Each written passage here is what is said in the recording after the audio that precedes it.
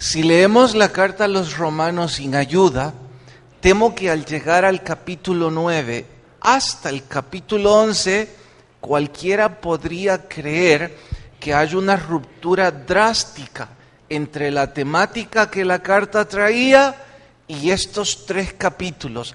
Alguien insinuó en un momento que parecía un interludio que no era parte de la carta. Desde luego que dicha conclusión sería apresurada y equivocada. Es que es cierto que la temática que la carta trae es la salvación por gracia. Y cierto que al lector casual le puede sonar que esos 3 capítulos son como religiosidad extrema, pero ambas temáticas están complementadas. Déjeme explicárselo así. Antes de seguir hablando de la salvación por gracia, Pablo quiere gritar a los judíos que su religiosidad no es suficiente, que él no está criticando su fe, ni está diciendo que su fe está equivocada.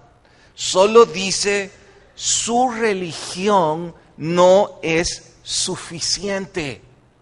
Mientras aclaramos esas verdades para el pueblo judío, va a ser emocionante aplicarlas a nuestra propia religiosidad, porque temo que hay personas que hoy día se prejuician cuando escuchan la expresión, su religión no es suficiente para darle salvación y vida eterna. Pues bien, eso es lo que vamos a estudiar en el sermón de hoy titulado, su religión no es suficiente. Vayan en sus Biblias hasta la carta a los Romanos en el capítulo 9. Nuestro sermón de hoy, su religión no es suficiente. Cuando encuentran la cita, les ruego se pongan de pie para mayor reverencia a la lectura. Capítulo 9, carta a los Romanos, vamos al verso 1 y otros que voy a ir sugiriendo en casa desde luego. Y voy a hacer énfasis en esto, parece repetitivo, pero hoy más importante que lo de costumbre. Leer la Biblia verso por verso es indispensable para entender lo que el mensaje da. En esta vez hay 3 capítulos que yo los voy a resumir en 1 o 2 estudios máximo, si es que no lo termino ahora.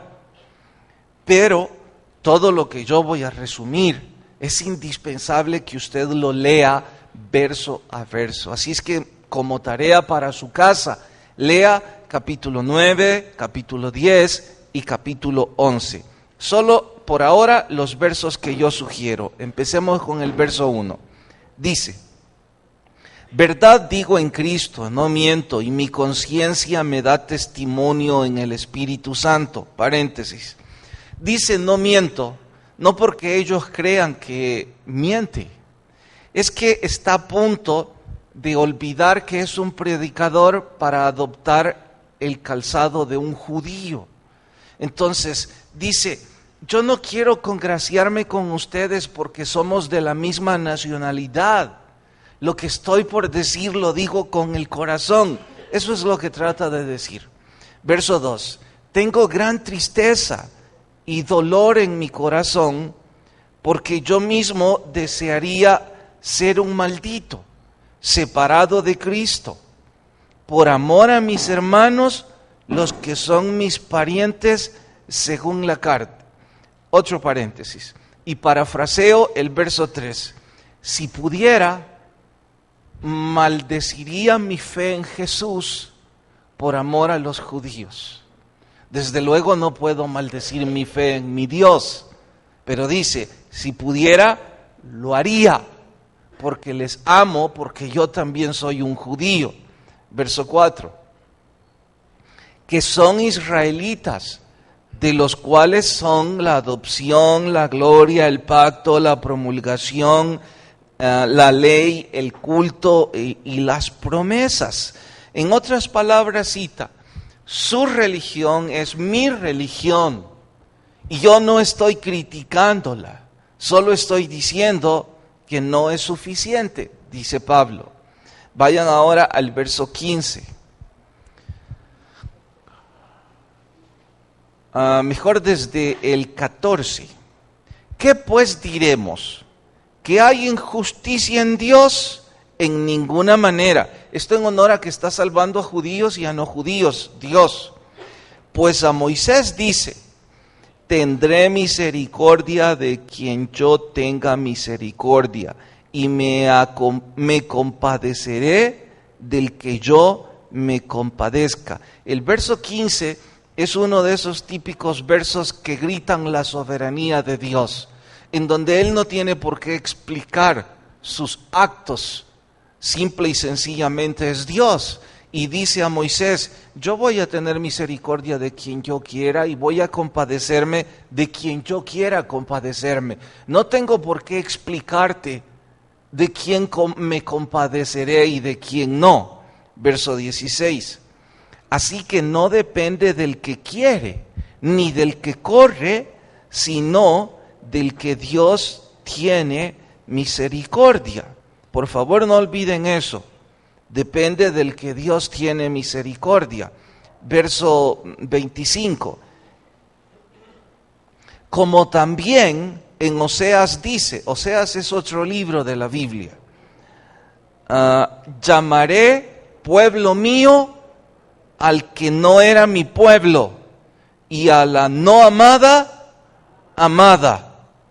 Y en el lugar donde se le dijo: vosotros no sois pueblo mío, allí serán llamados hijos del Dios viviente. Traten desde ya de aventurarse y aventajarse al estudio de esta forma. Pablo está diciendo a los judíos que Dios va a tener misericordia aún de los que no son judíos, y que no tiene Dios por qué explicarles el porqué de su compasión. Aún más, dice que va a llamar pueblo mío a los que no eran su pueblo. Dicho de otra manera, aún a los que no son judíos, Dios va a llamarles mi pueblo y les llamará amada mía como nación. Antes de decir el siguiente verso, deben ustedes entender, esto era un golpe para la religiosidad de los judíos. Aun cuando no les está diciendo que su religión es equivocada, les está diciendo que hay supremacía en la misericordia de Dios sobre su religión. Ellos siempre creyeron que lo más importante era su religión. Ahora Pablo les dice: su religión está bien, pero hay algo por encima de su propia religión. Es el Dios que diseñó esa religión. Capítulo 10, ahora vayan al verso 12. Capítulo 10, verso 12. Porque no hay diferencia entre judío y griego. Entienda por griego a todo el que no es judío. Y ahí calificamos nosotros. Pues el mismo que es Señor de todos es rico para con todos los que le invocan. Porque todo aquel que invocare el nombre del Señor será salvo. ¿Cómo pues invocarán a aquel en el cual no han creído? ¿Y cómo creerán en aquel de quien no han oído? ¿Y cómo oirán sin haber quien les predique? Está justificando ante ellos su apostolado ante los no judíos. No es que necesitara justificarse, pero en una actitud de respeto, de cortesía y caballerosidad, Pablo dice: que yo sea judío no me excluye de la responsabilidad de predicar al que no es judío. ¿Cómo ellos creerán en Jesús si nadie se los dice? Y claro que es también un grito para usted y para mí. ¿Qué me quedé? ¿Y cómo predicarán si no fueron enviados? Como está escrito: cuán hermosos son los pies de los que anuncian la paz, de los que anuncian las buenas nuevas. Capítulo 11 ahora, vayan verso 1. Digo pues, ¿ha desechado Dios a su pueblo? En ninguna manera, porque también yo soy israelita, de la descendencia de Abraham, de la tribu de Benjamín. ¿No ha desechado Dios a su pueblo, al cual desde antes conoció? Verso 25, capítulo 11.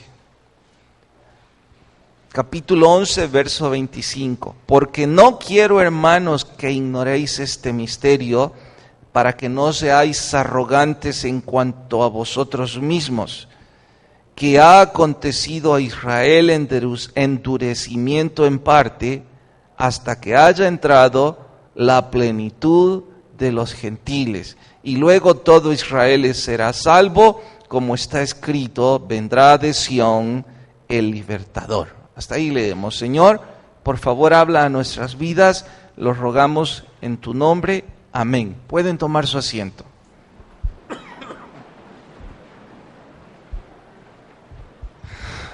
Creo que es importante recalcar esta expresión.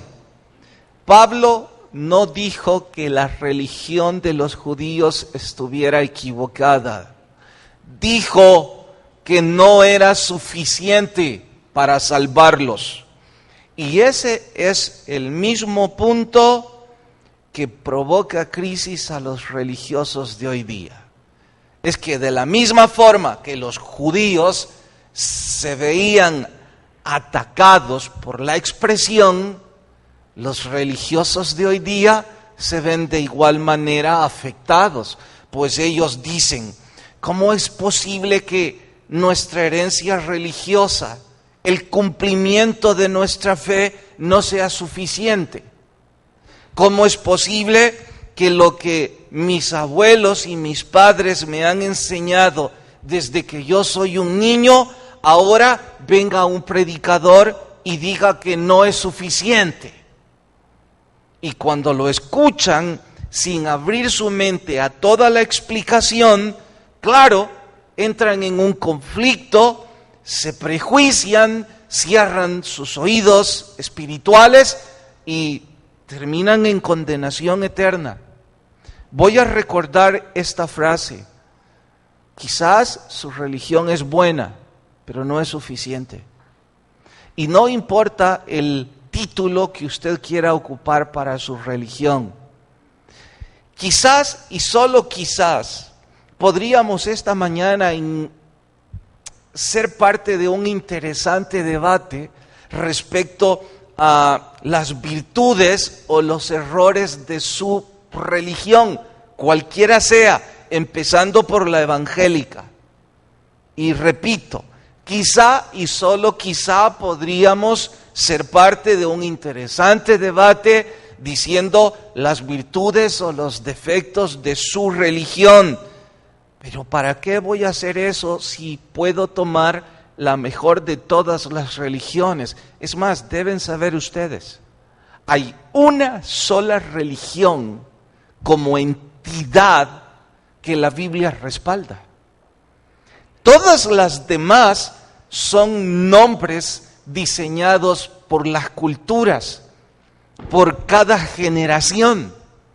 Pero la única religión que la historia fundamenta a través de la Biblia es la religión judía.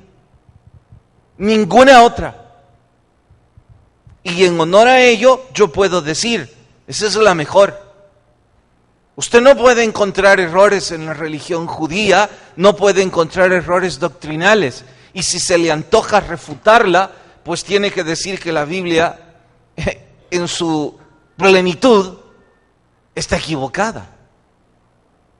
Así es que, si yo puedo tomar la mejor de todas las religiones y decir que no es suficiente, ¿para qué voy a tomar la suya o la mía? Si hay una que no tiene refutación y aún esa se concluye, no es suficiente. Pablo se los dice con todo cariño a los judíos. Yo quisiera apartarme de mi fe en Jesús para darles la razón a ustedes y que ustedes se sientan muy contentos de que en su religión encontrarán salvación, pero no es cierto. Encontrarán condenación eterna. Ahora, para explicar todo eso, Pablo da una especie de antecedente histórico, que yo lo voy a resumir con 3 ilustraciones.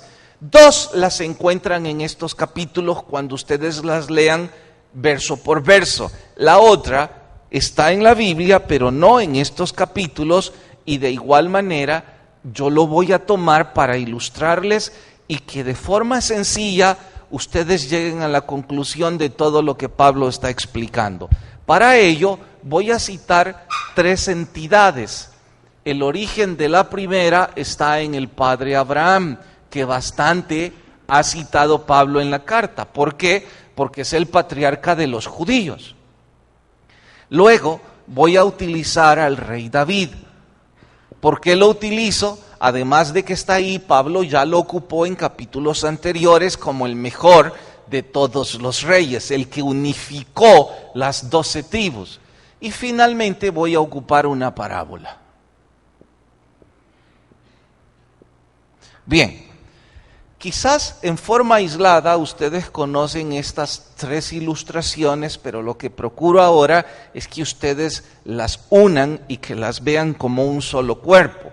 Para ello, retomo cuántos hijos tuvo Abraham. 2, recuérdenme sus nombres. Isaac y Ismael. Estos 2 fueron los padres de 2 grandes naciones, que son los israelitas y los ismaelitas. Todos saben esto. Y los oyentes, el auditorium específico de Pablo, conocía esto mejor que usted y yo.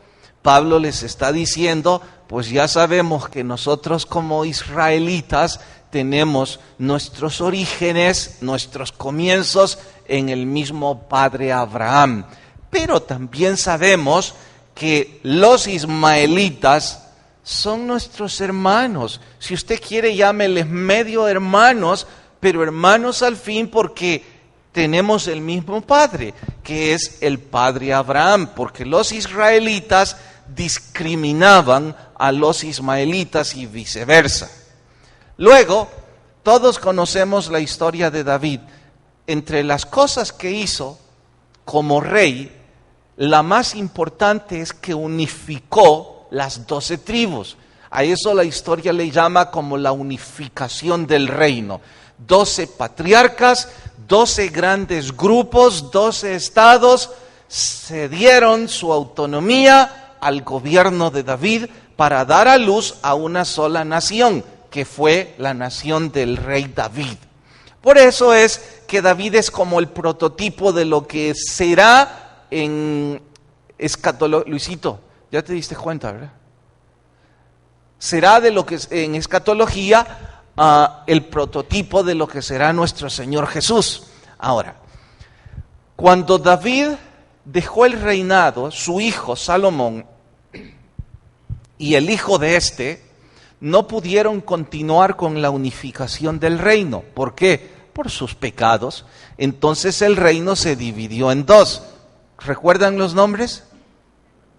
Reino del norte y reino del sur. Al reino del norte 10 tribus y al reino del sur 2 tribus. Bueno, ¿por qué esto sigue siendo importante? Atentos. Entre estos hubo un remanente. ¿Qué es remanente? Un grupo que fue fiel a Dios. Los del norte no fueron fieles a la fe de Dios. Solo fueron parte de los del sur. Y Dios promete que habría un redentor que su linaje, mejor esto lo hago en rojo, el linaje de los israelitas daría al redentor del mundo. Este tendría que venir de Judá, que era una de las tribus del reino del sur. Bien, ¿hasta aquí me he dado a entender? Esto lo sabían muy bien todos los judíos, eran sus orígenes. Casi como decir que usted y yo sabemos quiénes son nuestros abuelos. Ahora, lo más curioso viene ahora. La parábola del hijo pródigo, todos la conocen y siempre la han interpretado como aquel hijo que gasta todo lo que tiene y luego regresa al seno de la familia. Hoy voy a hacer énfasis al hijo pródigo y al hermano mayor. ¿Recuerdan el hermano mayor de esta parábola? ¿Qué recuerdan de él? Exacto, estaba muy molesto. ¿Por qué cosa, hermana Milita?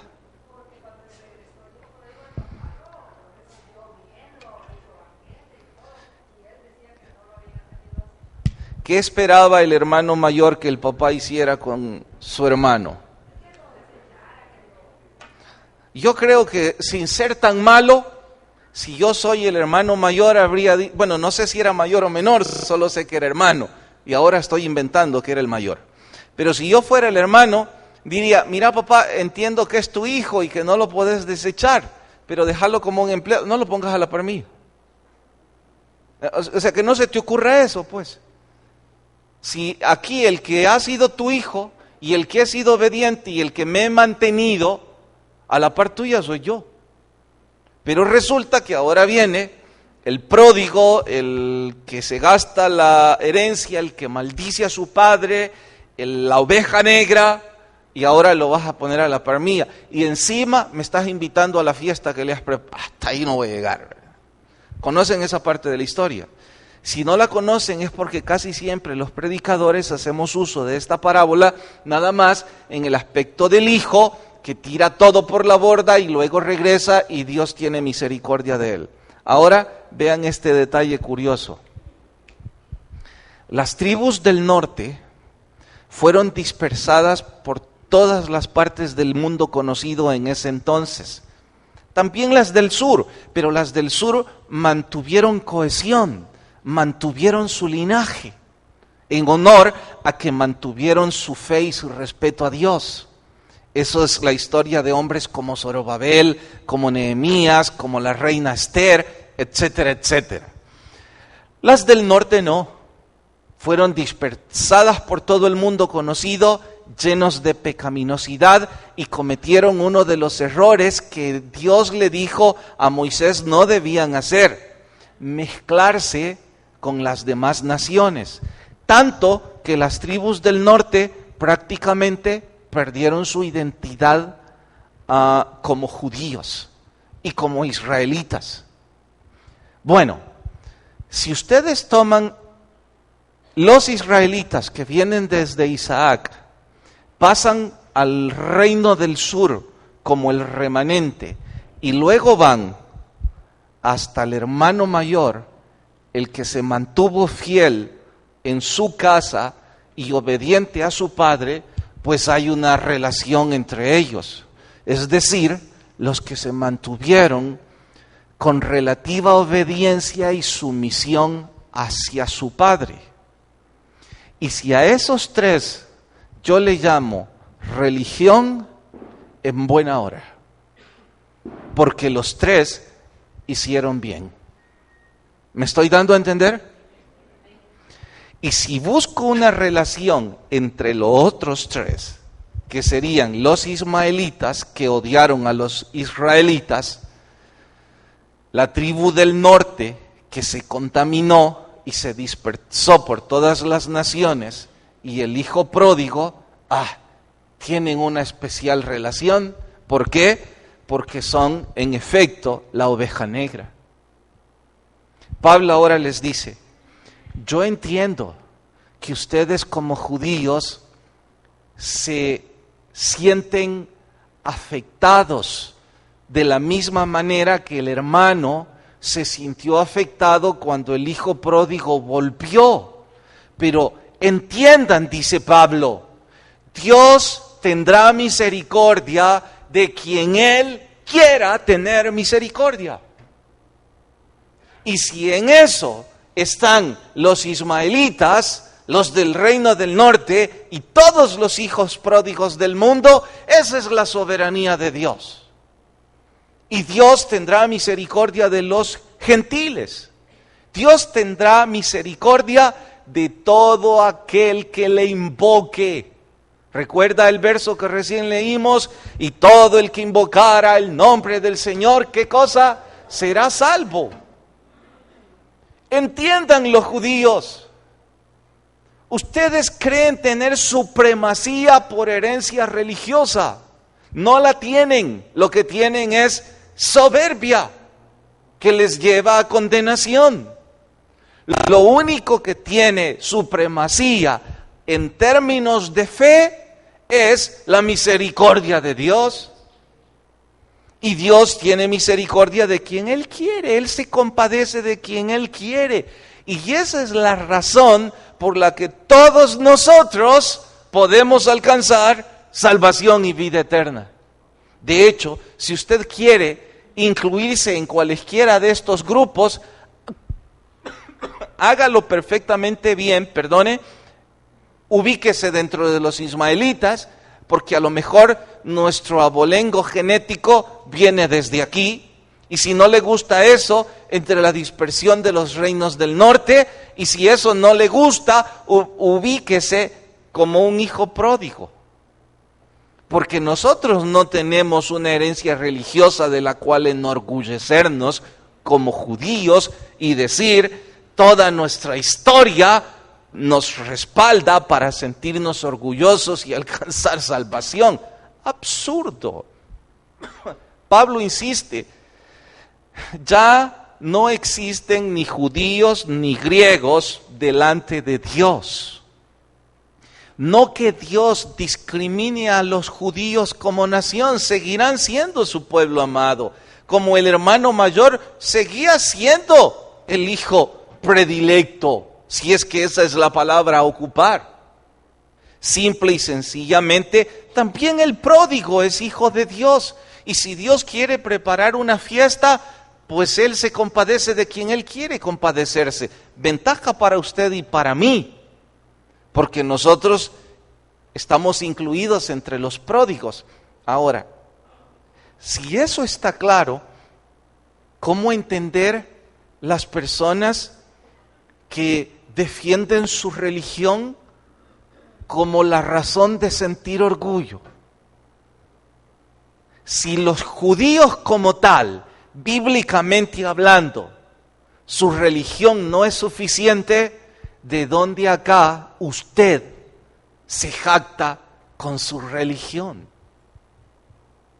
Si usted hace eso, o usted es parte de un grupo religioso que se dice ser la verdad absoluta, la única verdad, y discriminar a cualesquiera otro grupo, usted grita ignorancia bíblica, grita soberbia, grita todo tipo de falta de virtudes.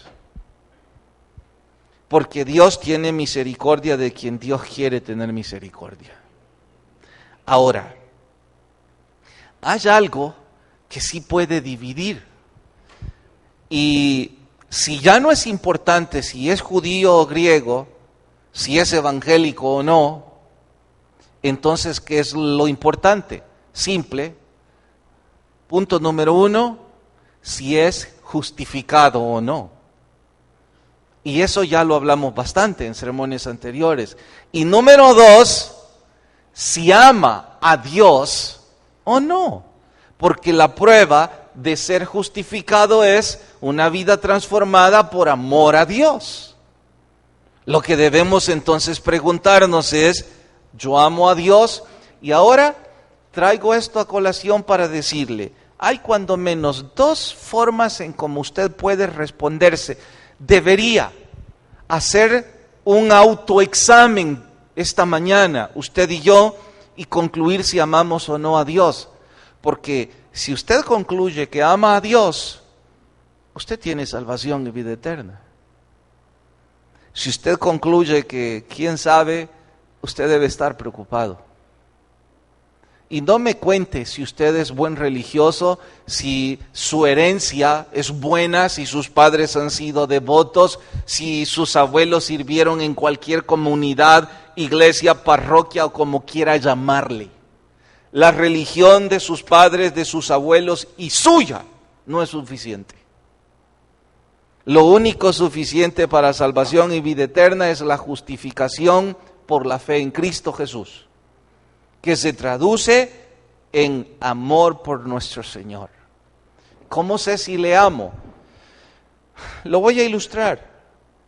Las veces que fue para mí el privilegio oficiar bodas, digo las veces que lo hice porque ahora le corresponde a Marlene o a otro de los pastores, las veces que lo hice recuerdo que les preguntaba a las parejas en consejería prematrimonial antes de ir a la boda.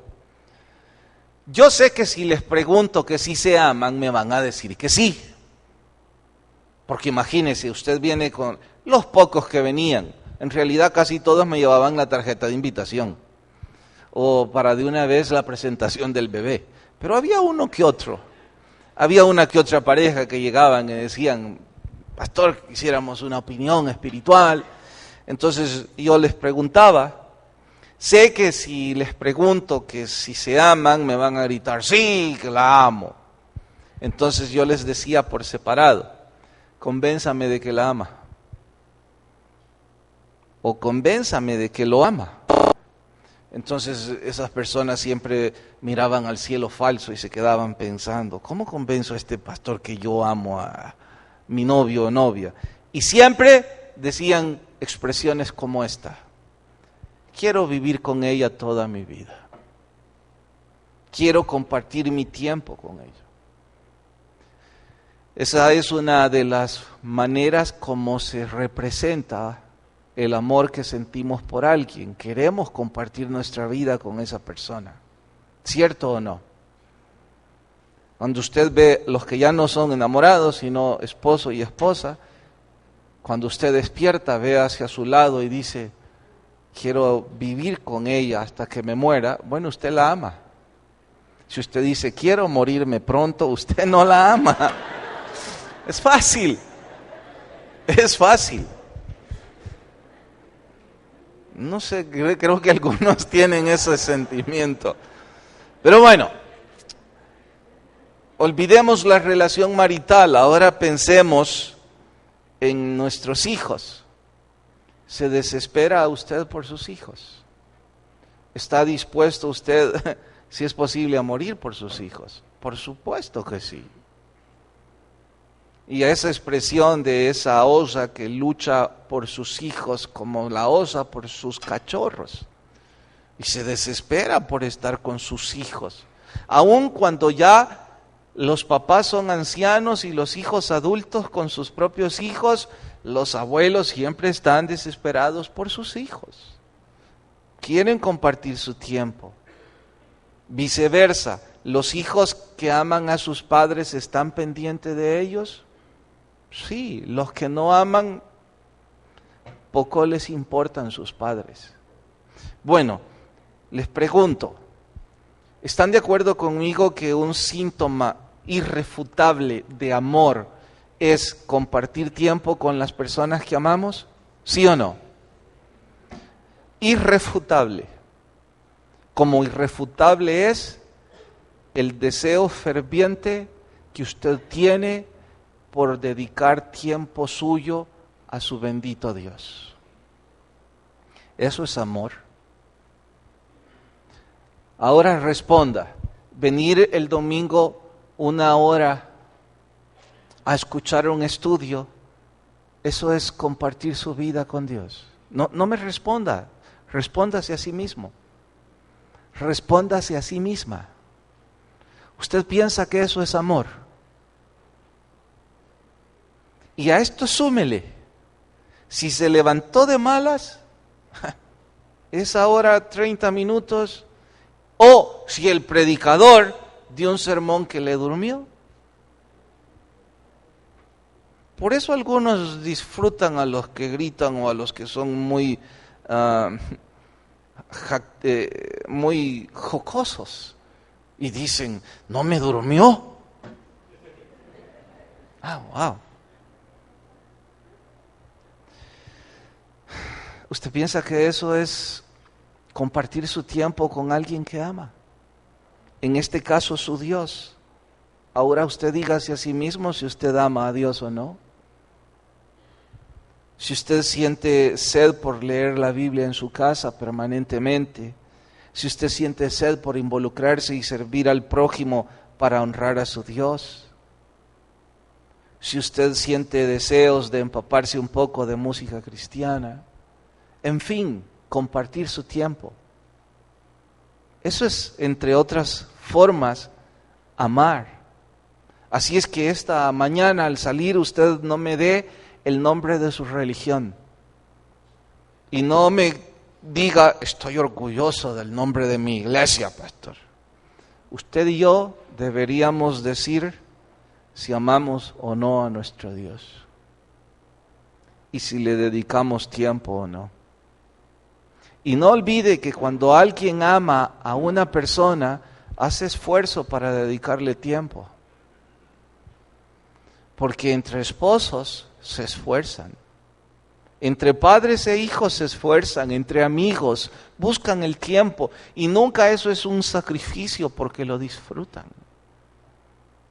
Pero usted es tan ocupado, tan ocupada, tan religioso, tan religiosa, que todo el tiempo que tiene para compartir con su Dios que tanto ama son los 90 minutos del domingo, cuando vino temprano y no se durmió. Qué bueno por usted. Segunda característica de alguien que ama: quiere agradar a la persona que ama. Desea, quizás la palabra más cercana no es obedecerle, desea honrarle. Porque yo no quiero obedecer a mi esposa porque no quiero que me dé órdenes. Pero sí quiero honrarle, quiero que esté agradada. Yo no quiero que mis hijos me agraden porque soy el papá. Yo quiero que ellos me obedezcan porque me respetan y creen que lo que digo es lo que está bien para ellos. Estoy ilustrando nada más lo que todos vivimos.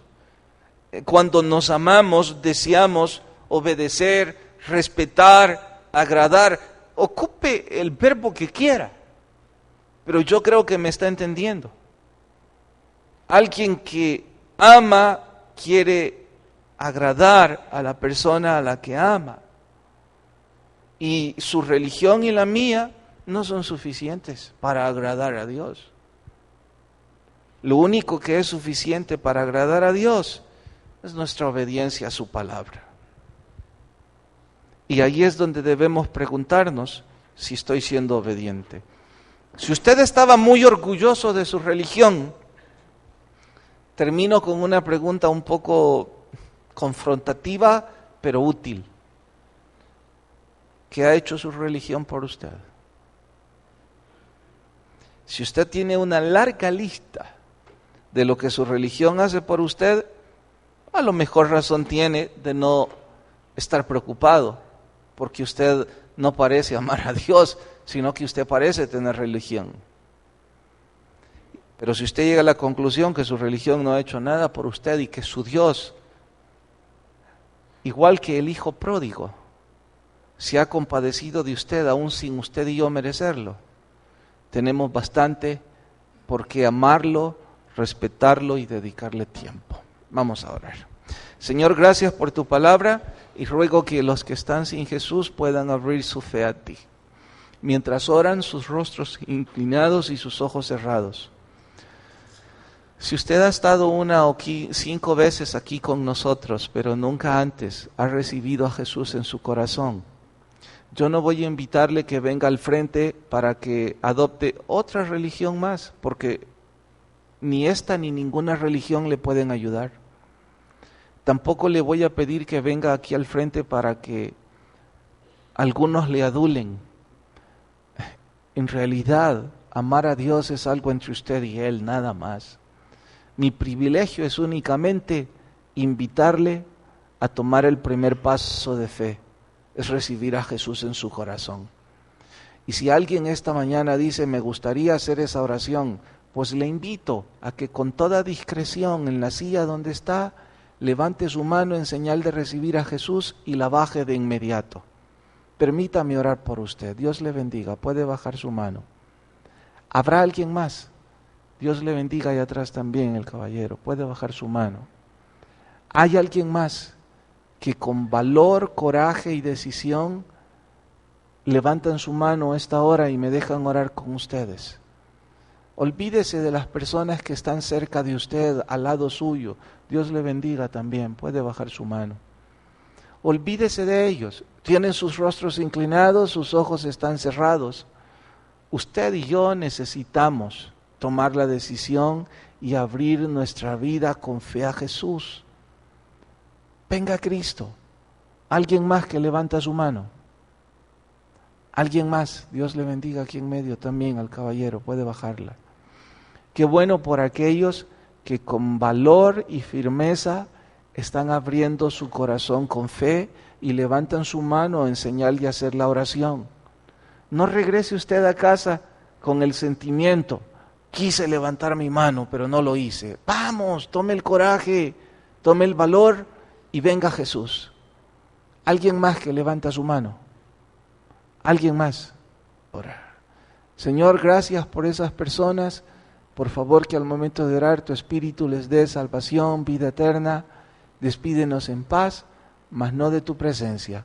En el nombre de Jesús, nuestro Dios. Amén y amén. Nos vemos media semana. Que la paz de Dios vaya con cada uno y Dios nos bendiga a todos.